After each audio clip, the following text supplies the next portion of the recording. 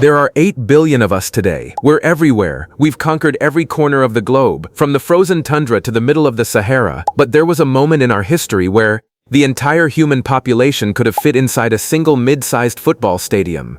A genetic bottleneck so tight that every person alive today is descended from a tiny, terrified group of survivors who refused to die during the worst volcanic winter in 2 million years. We weren't destined to win, and that raises a question. If we've survived a near-extinction event, what does bad actually look like? We like to complain about the modern world, the rent, the traffic, the endless pings of Aratus, a smartphone. But compared to the rest of human history, your worst day in 2026 would be a miracle to your ancestors. To find the actual worst time to be alive, we have to look past the wars and the politics and look at the moments where the planet itself tried to delete us, and we're going to start about 74,000 years ago. Imagine you are an early human in East Africa. You've spent your life mastering the land. You know which berries are sweet, how to track a gazelle, and how to keep the fire going. Life is hard, but it's predictable, until the sky turns black. This was the Toba super eruption in Sumatra. It wasn't just a volcano, it was a geological reset button. It ejected 2,800 cubic kilometers of debris into the atmosphere. For perspective, that's enough ash to cover the entire United Kingdom in a layer of soot several meters deep. The sun disappeared, not for a day or a week, but for years. Global temperatures plummeted, plants died. The animals you hunted vanished. This wasn't a bad season, it was a decade-long winter that pushed humanity to the absolute brink. Geneticists call this a bottleneck. Our population shriveled. Some estimates suggest we dropped to as few as 1,000 breeding pairs. That's it. That's the entire human race. If a single localized flu or a bad pack of predators had found that group, the human story would have ended right there. But we survived, we moved, we adapted, we became us, because we were the ones who could figure out how to eat when nothing was growing. But if you think a 74,000-year-old volcanic winter is the winner, you haven't met the year 536. Historians generally agree that 536 AD was the worst year to be alive, period. It started with a mysterious, persistent fog that swept across Europe, the Middle East, and parts of Asia. It wasn't a normal fog, it was a thick bluish veil that blocked the sun. For 18 months, the sun was as dim as the moon. People lived in a perpetual twilight. And then, because the universe has a dark sense of humor, the plague arrived. The Plague of Justinian hit right as the world was at its weakest from famine. It killed an estimated 30 to 50 million people. That's about half the global population at the time. So, you're sitting in the dark, you're starving, and then your neighbors start dying of a mysterious Black Death. Not great, but even 536 AD was a temporary crisis. Imagine waking up at noon and it still looks like 4 a.m. every day, for a year and a half. The results were apocalyptic. Crops failed. In Ireland, the failure of bread was recorded in the annals. In China, it snowed in August. People were starving in the dark and they had no idea why.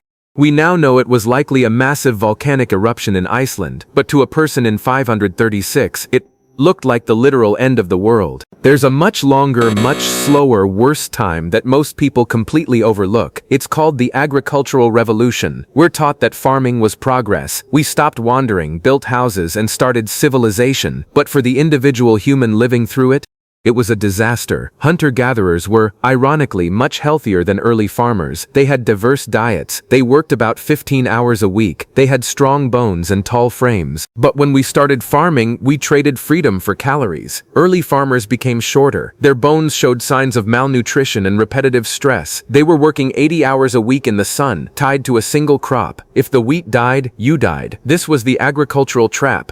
We created more food, which allowed for more people, but the quality of life for the individual person plummeted. Today, we treat the death of a child as a world-shattering tragedy, which it is, but for most of our history, it was a statistical coin flip. You didn't just lose a child, you expected to lose half of them. That constant grinding mortality shaped our brains.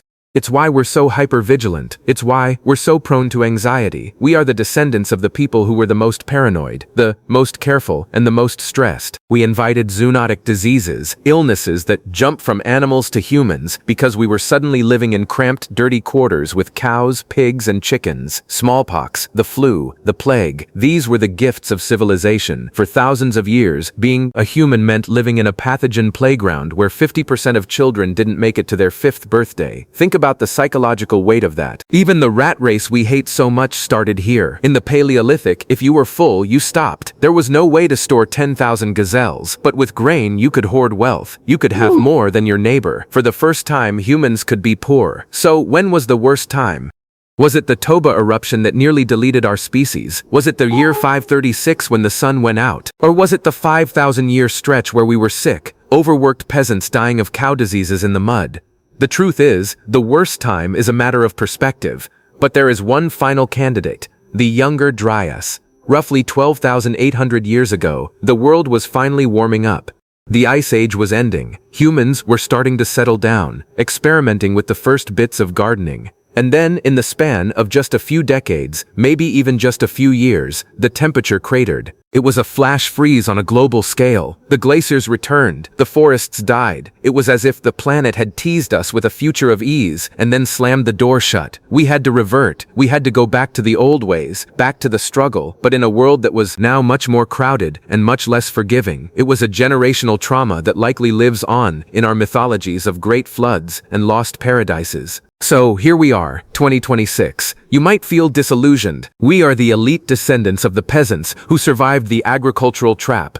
History isn't a clean line of progress. It's a series of narrow escapes. It's a story of a species that keeps getting punched in the face by the planet and refusing to stay down.